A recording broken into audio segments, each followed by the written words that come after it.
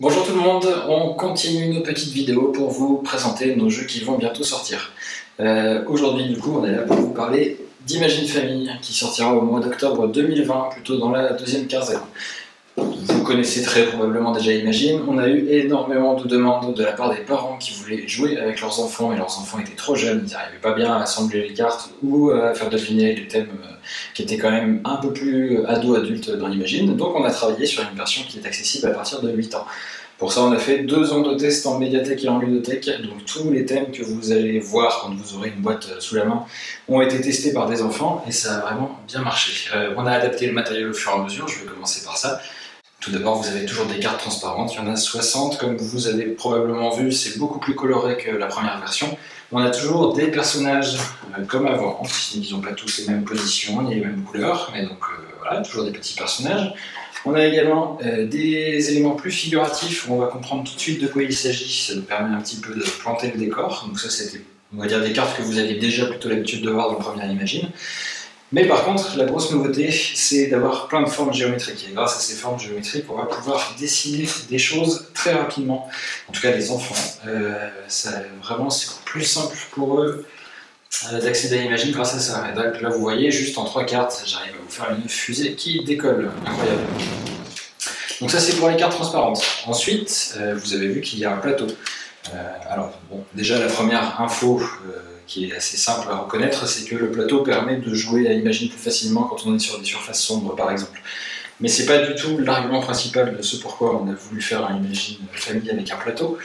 C'est parce que, déjà, pendant les tests, on s'est rendu compte que les enfants avaient tendance à laisser toutes les cartes au centre, et du coup, ça faisait vite un gros bazar. Il n'y avait plus de zone de jeu libre pour pouvoir jouer. C'était plus dur de choisir les cartes aussi, et donc le fait qu'il y ait un plateau fait que, naturellement, on va aller ranger les cartes quand on a fini de faire sa devinette, et on va avoir une zone de jeu qui est libre, et on sait ce qui est en cours d'utilisation ou pas. Ça, c'est le premier point important du plateau.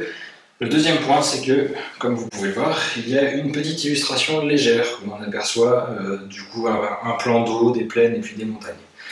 Cette illustration donne un sens de lecture, ce qui fait que quand je suis en train de faire deviner quelque chose, on n'est plus toujours en train de me dire mais c'est pour toi que tu es en train de le faire ou c'est pour moi. On sait dans quel sens c'est fait si on veut jouer avec le sens de lecture. Comme je le disais, il y a une petite illustration, ça aussi ça peut servir d'aide de jeu, c'est-à-dire que si je prends une carte, je peux la situer dans l'espace et donc là si je vous fais ça, vous allez probablement me dire un bateau. Voilà. Voilà l'intérêt du plateau. Qu'est-ce qui change également? Vous avez les cartes thème qui sont désormais réparties en 3 pioches. À chaque fois, au dos de la carte thème, vous allez avoir une proposition. Donc ici, un dessin animé, c'est dangereux ou électrique. Moi, je choisis celui que je veux quand c'est mon tour, et donc là, j'ai décidé de prendre un dessin animé. J'ai 5 propositions au dos de la carte, et du coup, je peux vous faire deviner celle que je souhaite. Il y en a toujours une qui est indiquée avec une petite étoile. Elle sert, quand on joue avec des enfants plus jeunes, on leur dit de prendre toujours les cartes avec la petite étoile elles sont plus simples à faire deviner, tout simplement. Donc ça aiguille un peu l'enfant sur les premières parties. On cherche un dessin animé. Je vous donnerai pas la réponse, mais je vous le fais quand même. Pas facile, pas facile. Hop. Je vais faire ça. Et voilà. Je l'ai. Incroyable. N'hésitez pas à mettre la réponse dans un petit email si vous avez envie de nous répondre et de nous dire si ces vidéos sont utiles pour vous ou pas. Voilà pour Imagine Family, on a quasiment fait le tour. Ça se joue en 1 ou 2 tours de table en fonction du nombre de joueurs. À chaque fois que quelqu'un devine ou fait deviner, il y a une petite étoile. La personne qui en a le plus à la fin de la partie a gagné. Il me reste à vous dire que nous avons fait une règle de jeu assez succincte, qui est un petit peu chargée sur les 2 premières pages parce qu'on voulait tout expliquer à cet endroit-là. Et surtout, on a fait d'autres pages qui, elles, sont beaucoup plus digestes parce qu'on voulait plein d'exemples et que ce soit super lisible. Donc on explique des choses assez simples comme le fait qu'on peut utiliser une même carte pour faire différentes choses, mais on insiste sur des points qui nous semblent un peu cruciaux pour pouvoir jouer Imagine rapidement. Par exemple, le mouvement. Ici, on voit un archer qui tire une flèche, et ça, c'est vraiment le mouvement. Animer la zone de jeu, c'est vraiment un moyen simple pour faire deviner dans Imagine. On peut toujours cacher un élément qui nous dérange. Hop.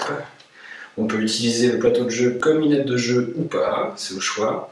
On insistait sur le fait qu'on peut contextualiser parce que j'ai une petite fille en ludothèque qui avait fait cet exemple-là, qui essayait de faire une indienne, et personne ne trouvait ce que c'était, et en lui demandant de rajouter des choses autour, c'est ça qui a permis de trouver que c'était une indienne.